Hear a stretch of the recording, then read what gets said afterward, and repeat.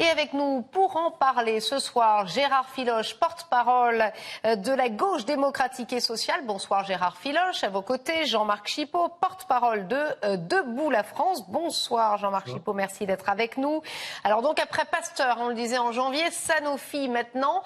Clairement, la France est le seul pays de membres du Conseil de sécurité de l'ONU qui n'a pas son propre vaccin. Est-ce qu'on peut parler, Jean-Marc Chipot, d'échec industriel ? Je ne sais pas si c'est un échec industriel. Comme le disait très justement votre reporter, il y a des retards qui ne se rattrapent pas. En l'occurrence, c'était effectivement trop tard. Mais moi, ce que je constate surtout, c'est que les objectifs de santé publique qui étaient dévolus à ces laboratoires par le passé, aujourd'hui s'effacent devant des logiques de marché stricto sensu.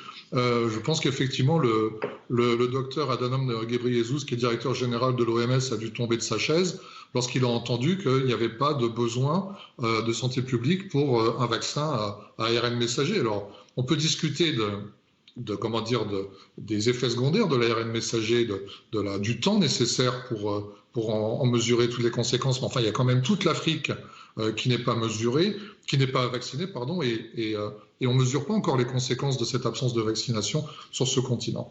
Voilà, donc c'est vraiment, on est dans une logique purement de marché.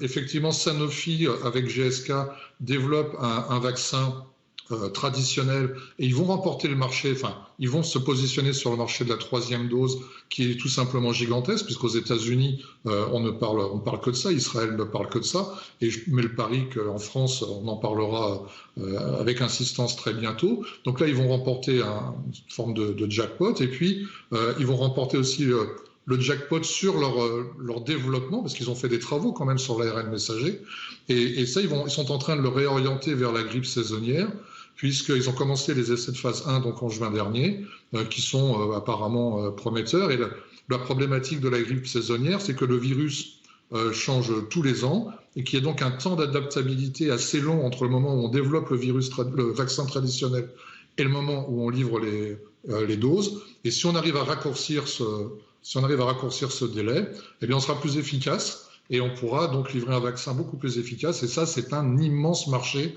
à l'échelle planétaire. Jean-Marc Chipot, et on va redonner la parole à Gérard Filoche, évidemment, qui trépigne sur ce thème. C'est de l'argent mal investi ou investi trop tard ? C'est de l'argent qui est investi peut-être à contre-temps, je ne sais pas, peut-être trop tard, mais c'est surtout un partenariat, quelque chose qui s'est cassé dans l'articulation de la recherche française. Lorsque l'épidémie de coronavirus est arrivée, Donald Trump aux États-Unis a lancé une opération qui s'appelait Warp Speed. Et cette opération a porté sur 11 millions de dollars. Ça fait à peu près 9,5 milliards d'euros. Pour l'ensemble de l'Union européenne, on n'avait que 2 milliards d'euros qui étaient débloqués. Donc on voit bien déjà, il y a un immense décalage en termes de volume d'argent investi. Ensuite, comme le disait M. Filoche, et je vais vous surprendre, je suis d'accord avec lui, la recherche médicale s'effectue comme la recherche d'ailleurs sur le temps long, et effectivement, l'État a le devoir à travers notamment le CNRS, de lancer des recherches sur des maladies, en plus de ça, qui ne sont pas rentables, parce qu'une recherche sur une maladie qui aujourd'hui n'est pas rentable, on le voit avec le coronavirus, ça peut devenir très rentable demain. Donc il y a de nouveaux partenariats à renouer. On ne va pas revenir à la recherche étatique gaulienne des années 60, puisqu'on a basculé dans un autre monde, un monde où vraiment l'argent est roi, où les marchés commande, mais par contre, il faut renouer des partenariats et surtout avoir des retours sur investissement. Lorsque l'État investit, il faut qu'il y ait des retours sur investissement. Le crédit impôt recherche, c'est très bien, mais en France, on a l'habitude d'empêcher les gens au départ, lors des créations de biotech, par exemple, on les empêche de rechercher, on leur met des charges un peu partout sur les épaules, et puis après on leur met des béquilles pour développer la recherche. Le crédit impôt recherche, c'est ça.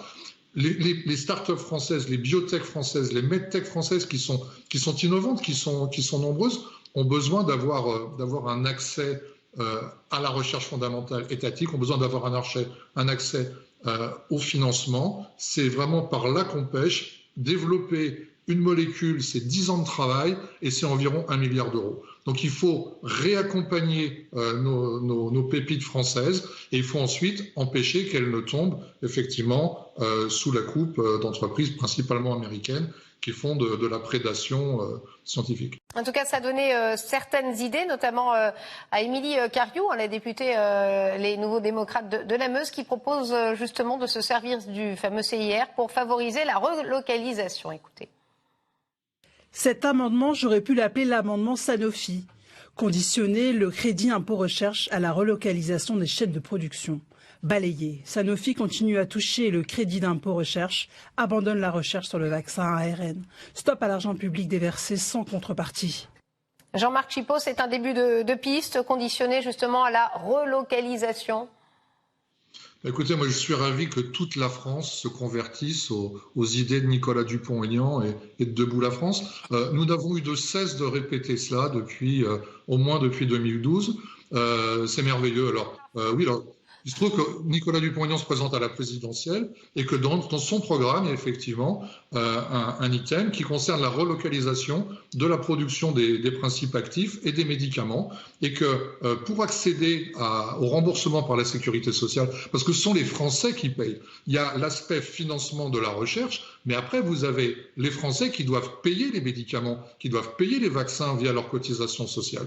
Eh bien, on veut conditionner effectivement le remboursement de ces médicaments et de ces principes actifs à la production sur le sol national à hauteur de 50%, au moins pour les médicaments qui ont des remboursements supérieurs à 20 millions d'euros. Et ça, effectivement, c'est quelque chose de concret qui va faire changer les mentalités. Jean-Marc Chipot, le salaire des chercheurs, ça aussi, l'une des clés du problème aujourd'hui et de cet échec? Oui, bien évidemment. Il y a un énorme problème sur le salaire des chercheurs, sur le salaire des universitaires. Enfin, il y a tout un chantier. Sur certains points, je veux pas faire adhérer M. Filoche à Debout la France, mais je pense qu'il y a un certain nombre de points sur lesquels on peut effectivement se rejoindre.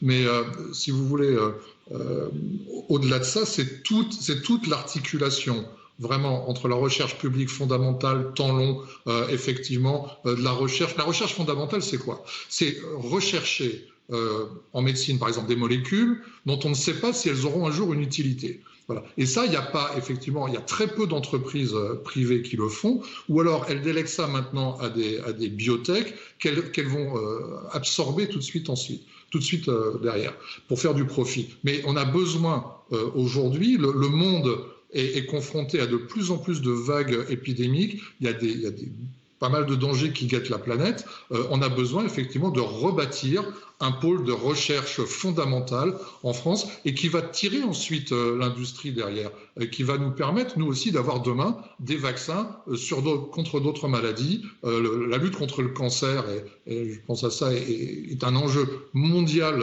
fondamental. On a besoin de vraiment se mobiliser là-dessus. Merci beaucoup à tous les deux, Jean-Marc Chipot, Gérard Filoche, d'avoir été avec nous en direct sur RT France.